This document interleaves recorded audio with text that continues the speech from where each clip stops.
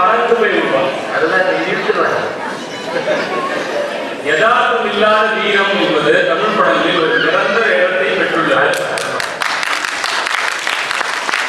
இன்னும் சொல்லணும்னா திரைப்படத்துல எதுவுமே யதார்த்தமா காமிக்கிறதில்லை. நான் உங்களுக்கு ஒரு டாலர் தரேன், ஒரு பாட்டும் பாடுறேன், நீங்க அப்படியே எழுந்து போய் ஒரு ஃபேக்டரி ஆரம்பிச்சு ஒரு 1000 பேருக்கு வேலை செஞ்சு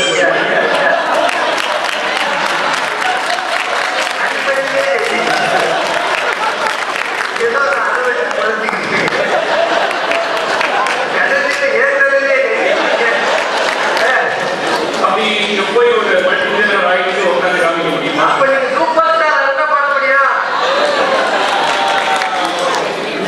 இந்த மாதிரி ஒரு கற்பனை உலகத்தை உருவாக்கி கொண்டே இருந்தால் ஏன் ஒரு நாளைக்கு 1000 பேர் கிராமத்திலிருந்து மஞ்சள் பையோட வர மாட்டாங்க? மஞ்சள் பை தான் மதுரை கரைங்க.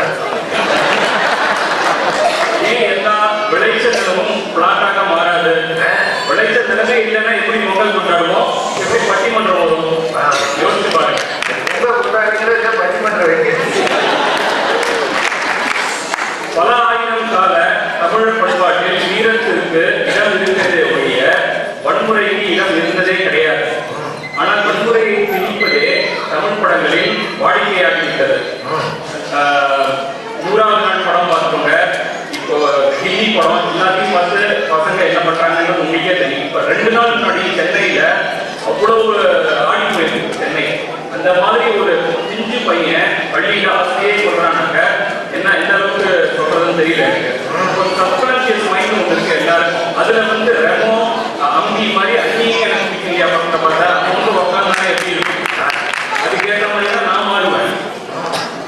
அவ்வளவு நல்லதும் சரி கெட்டதும் சரி, அந்த சராசரி மனிதனுக்கு ஒரு 5 வினாடி தான் தேவைப்படுது சராசரியா கொலையாளியா மாறுவதற்காக. அதையே அந்த தமிழ் படம் செய்ய வேண்டும். இப்போ வர தமிழ் கைதிகள் வச்சுங்களா, வில்ல அமர்க்கடம் அடிதடி நம்ம கலாச்சாரம் எப்படி போயிட்டு இருக்கு. ராமரை மனதில் வைத்து பூஜித்த நமக்கு ராவணன் பிடிக்க ஆரம்பித்து விட்டது. ஒரு காலத்துல பெண்கள் பின்னாடி போய் விசில் அடிச்சா பொறுக்கி, இப்போ விசில் அடிக்க தெரியலன்னா ஹீரோயிசமே கிடையாது, ஹீரோவே ஆம்பியர். அப்படி ஹீரோயிசத்தை காட்டி பண்பாட்டை தெரிவிக்கிறது தமிழ் படங்கள். இப்ப தமிழ் படம் வந்தாலே அதிகமா பார்த்த ஒரு பாடம் வரி, God I am dying now, she is happy how. என்ன அர்த்தம், என்ன வார்த்தை, என்ன கவிதை. உலகம் கூட நம்மளுடைய பண்பாட்டையும் மொழியையும் காண்பித்த நல்ல தமிழ் படம் பாட்டு அது. நிறைவாக தமிழ் படங்களை பற்றி ஒரே ஒரு விஷயம் ஞாபகப்படுத்த விரும்புகிறேன். 90% நடிகைகள் எனக்கு கொஞ்சம் தமிழ் தெரியும் அப்படின்னு சொல்லிக்கிட்டு வெளியூர் தான் எனக்கு தெரியாது. ஏன் நம்ம ஊர்ல இல்லாத அழகா திறமையா கிடையாது. கொஞ்சம் ஒட்டி கொண்டிருக்கிற கலாச்சாரம் பண்பாடும் நம் குல பெண்களை திரைப்படத்தில் இன்வால்வ் ஆகுது தடுக்கிறதுன்னு நினைக்கிறேன். அப்படி ஒரு திரைப்படம் வேண்டாம் என்று நாங்கள் கூறவில்லை. எங்கள் தமிழன் தனது நேரத்தை, பணத்தை, அறிவை, உணர்வை அந்த திரைப்படத்தில் அடமானம் வைக்கிறார். அதற்கு பதிலாக நிறைய பணம் உண்டு, நிறைய திறமைகள் கேட்கல. அந்த தமிழனுடைய ரசிப்பு தன்மையாவது கொஞ்சமாவது உயர்த்த வேண்டாமா? அதனால வந்து தமிழ் திரைப்படமே உன்னை தாய் திருத்தமிழை உன்னை உருவாக்கிய தாய் திரு தமிழை அழித்தே ஆக வேண்டும் என்று ஏன் இந்த கொலைவரி வாய்ப்புக்கு நன்றி.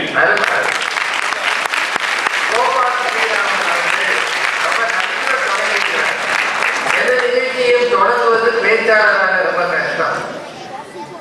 அது தொடங்கும் போது ஒரு மாதிரியா இருக்கும், இழுத்த மாதிரி இருக்கும். ரொம்ப அழகா தொடங்கிருக்காங்க. கேட்ட கேள்வியெல்லாம் பாருங்க. ஹீரோ வர்ஷிப் யாருக்கெல்லாம் ரசிகர் மன்றையா? தமிழ்நாடு தாங்க உலகத்திலேயே மிக அதிகமான ரசிகர் மன்றங்கள் இருக்கிற ஊர். ஜீனா லோலா பிரியிலான்னு ஒரு நடிகை, அவருக்கு மதுரையில ரசிகர் மன்றம். அந்த அம்மாவுக்கு 70 வயசு. இப்போ பச்சை ஆளுக்கு 70 வயசு. அது வேற விஷயம். பிரான்ஸ் நாட்டிலே இருக்காது, யூரோப்பிய நடிகை, ஐரோப்பிய நடிகை. அந்த அம்மாவுக்கு ரசிகர் மன்றம் வச்சிருக்காங்க. யாருக்கு வைக்கலன்னா, ஒரு படம் ரிலீஸ் ஆக முன்னாடி ரசிகர் மன்றம் வச்சுட்டானா அவனுக்கு 2-3 லாபம் இருக்குங்க ரசிகர் மன்றத்துல. ரிலீஸ் அப்போ அவங்களுக்கு டிக்கெட் தராங்க, அதை வாங்கி வித்துறாங்க, காசு பாக்குறாங்க. அது ஒரு விஷயம்.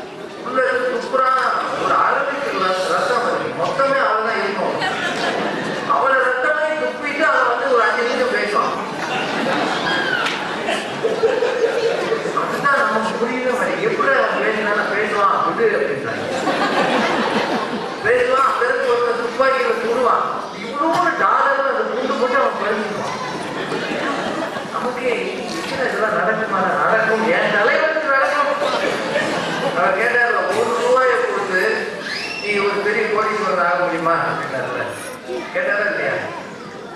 $1 அதான் சினிமாவில் ஆக முடியும். நம்ம என்ன நினைக்கிறோம்னா திரைப்படம் என்பது யதார்த்தத்துக்கு அப்பாற்பட்டது அப்படியே காட்டிட்டு இருக்காங்க. யதார்த்த வழிகளில் நடக்காத திரைப்படங்கள் மிக மோசமானவை அப்படின்னு அவர் சொல்லியிருக்கிறார். நல்லா பேசியிருக்கிறார். எனக்கு என்னவோ இதை தெரிஞ்சு மக்களா ஐயர் அவர்கள் நம்ம இந்த வேண்டாம் தான் சொல்லுங்க போயிடலாம். கொஞ்சம் நல்லா கேட்கிறீங்க.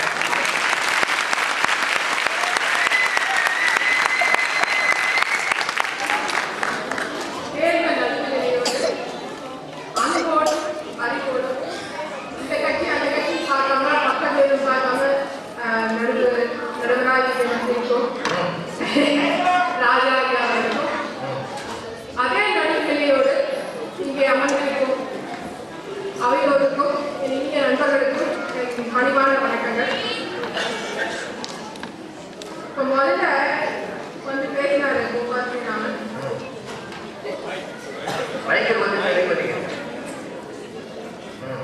தைரியமா அவருக்கு தமிழ் திரைப்படங்களால வந்து நம்மளுக்கு அவ்வளவு பயன் இல்லை அப்படிங்கிற மாதிரி பேசினாரு. இங்க வந்து நீங்கள் அமர்ந்திருந்த நேரம் கண்டு கழித்த பல பாடல்கள் அத்தனையும் தமிழ் திரைப்படங்களிலிருந்து வந்தது. அன்று வந்ததும் அதே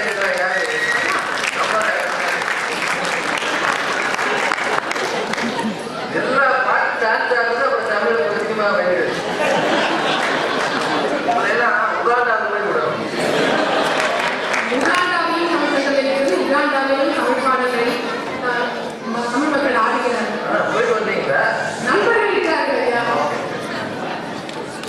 நாயகன் கலை குற்றம் நாட்டிய கழகம் அந்த என்கிற கடவுள் வாழ்க்கை அந்த காலத்துல சங்கமாதன் வந்து சிவபெருமானுடைய பாட்டுக்கு கூட குற்றம் சொன்னாங்க. அந்த மாதிரி எதிர்க்க அவர்களே கூட எங்கள் பெண்களின் முறையில் குற்றம் காண்பது அன்று. சரியா? ஏன்னா நாங்கள் வந்து நல்லதை காண்கிற நல்ல கட்சி.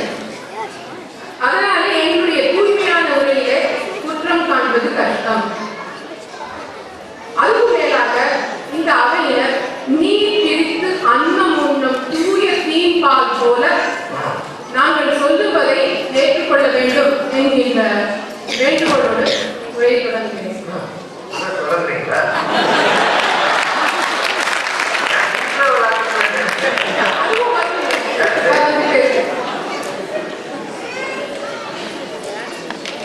மொத்தமே 5 நிமிஷம் தான்.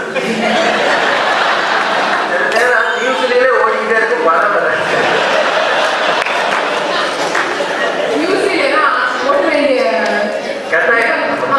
அவர் தமிழ் திரைப்பட பாடல்களை பற்றி குற்றம் சொன்னார். தமிழ் திரைப்பட பாடல்களிலே இலக்கியம் பெரிதாக கையாளப்படுகிறது. இலக்கியம் கையாளப்படாவிட்டாலும் இன்றைய பாடல்கள் கேட்டு ரசிக்கக்கூடிய பாடல்களுக்கான நடனங்களை தான் நாம் இங்கே பார்க்கிறோம். இந்த அத்தனை நேரமும் நம் குழந்தைகள் ஆடிய பாடல்கள் இந்த மாதிரியான பாடல்கள். தாழ்மாட்டால் டான்ஸ் வெளியே விளையாட ஆடினார். அதை தவிர அதுக்கும் மேலாக இங்கே தமிழ் வெளிக்காக ஆடிய பாடல் நடனம் எவ்வளவு ரசிக்கப்பட்டது இல்லையா?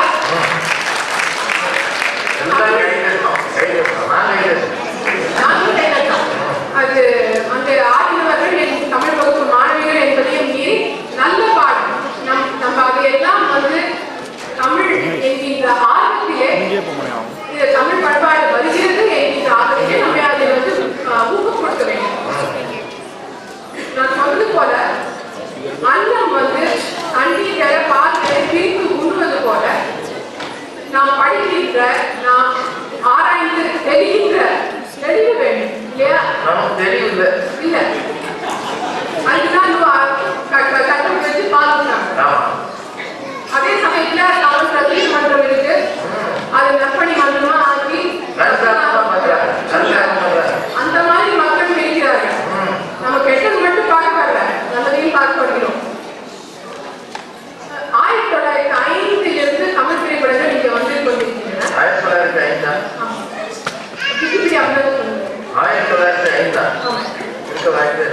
இயேசுவின் கதை என்கின்ற ஒரு 1904 தான் உலகத்திலேயே சினிமாங்கிறது வந்தது. கரெக்ட். அவர்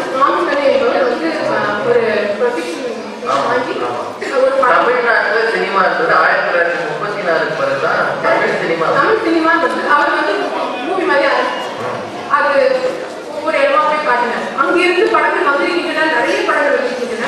அந்த மாதிரி படங்கள் அதுவும் ராமாயணம், கீச்சகவனம், ஹரிச்சந்திரா, கண்ணன், இவையெல்லாம் சொன்ன கதைகள், நம்முடைய புராண கதைகள். அது மட்டும் இல்லாமல் நம்முடைய தமிழ்நாட்டு கதைகள், வள்ளி திருமணம், ராஜராஜ சோழன், இந்த மாதிரிலாம் படம் வந்து அதெல்லாம் பார்க்காதீங்க. ஆமா, அவங்க வெறும் இந்த மாதிரி புது படம், ரத்தம் வருது, அந்த படம் தான் பார்க்குறாங்க. தெரியல அவங்க. நீங்க ராமாயணம், சம்பூர்ண ராமாயணம் பார்க்கணும். 34 வீடு 4 மணி நேரம் ஓடும். பாருங்க. அது மட்டுமல்லாமல் பல வகையான இன்றைய சமுதாயத்தை பிரதிபலிக்கிற பல படங்கள், உச்சிவெயில், வீடு, தண்ணி, ரோஜா, பம்பாய், இந்த மாதிரி நிறைய படங்கள் இன்றைக்கு நாம் பார்க்கிறோம். பலவிதமான படைப்பாளிகள், எழுத்தாளர்கள், இயக்குநர்கள், உதவி இயக்குநர்களின் பல்லாயிரக்கணக்கான படைப்பாளிகள் சேர்ந்து உருவாக்குகின்ற கதையுலகம், கனவு தொழிற்சாலை வந்து திரைப்படம். அந்த மாதிரியான படைப்பாளிகள் சேர்ந்து பிரதிபலிப்பது நம்முடைய சமுதாய நோக்கு தான். அவங்க எந்த ஊர்ல வந்தாலும் இப்ப வடிவில் வந்து மதுரை தமிழ் பேசிட்டு தான் நகைச்சுவை தராரு. அவர் என்ன பார்க்கிறாரோ அதைத்தான் தராரு. பாடி லாங்குவேஜ், அவருடைய லாங்குவேஜும் மதுரை தமிழ், சரியா? அதே மாதிரி அவர் என்ன சமுதாயத்தில் பார்க்கிறாரோ அதை நகைச்சுவையோடு நம்ம ஏற்ற மாதிரி கொடுக்கிறாரு, இல்லையா? இன்றைய சமுதாய நிலையை பிரதிபலிக்கிறதாக தான் இன்றைய தமிழ் படங்கள் இருக்கின்றன. அன்றைக்கு வந்து பாசமலர் படம், இன்றைக்கு வந்த 7ஆம் அறிவு படம், எல்லாத்தையுமே வந்து செய்திகள் இருக்கின்றன. இல்லாமல் இல்லை. பார்த்து தெளிவு நம்முடைய கடமை. இதே மாதிரி விரும்மாண்டி, முரட்டிக்காலை, அந்த படங்களிலே வந்து பிரதிபலித்தது நம் மண்ணின் செய்திகள் தான். பாரதியிலிருந்து பாரதியார் வரைக்கும் நம்முடைய மண்ணின் இயல்புகளை, மண்ணின் மாண்புகளை வட்டார மொழியில் அதே நோக்கோடு கொண்டு வந்து நமக்கு காட்டியிருக்கிறார். அது மட்டுமல்லாமல் பழைய பண்பாடு கலைகளை காட்டுகின்ற கரகாட்டக்காரன், நவராத்திரி சிவாஜி சாவித்ரி அவங்க செய்த தெருக்கூத்து கலை, இதெல்லாம் கொண்டு வந்து தமிழ் சினிமா பறவை ஊழியமாக பரந்த அளவிலே அறிமுகம் செய்து தந்தது தமிழ் திரைப்படங்கள், இல்லையா? இல்லை சொல்ல முடியாது. ஆமா.